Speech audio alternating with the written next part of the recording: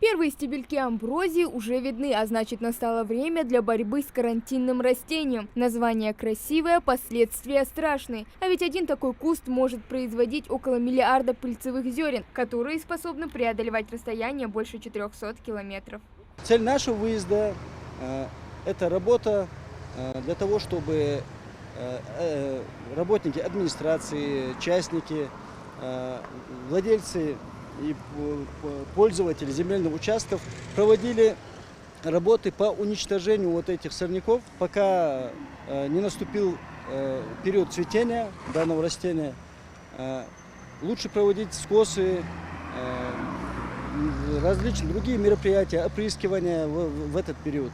Однако растение уже пустило свои корни по всей Назрани. Этот сорняк содержит ряд эфирных масел, вызывающих сильные головные боли и скачки артериального давления. Ее пыльца – сильнейший аллерген. Вредна, кстати, не только для человека. Для растения она впитывает влагу и не дает другим растениям расти. За большого роста она даже закрывает солнце. Подавляет другие растения для роста. А животные, они практически не кушают из-за таких, у них горьких привкус, и они и молоко, и продукты от него портятся. Поэтому с ним надо вести борьбу. Активнее всех с ней борются сами аллергики, но этого недостаточно. По самым скромным подсчетам, аллергия от амброзии в республике страдает свыше 1000 человек. И это число с каждым годом растет. Симптомы не самые приятные.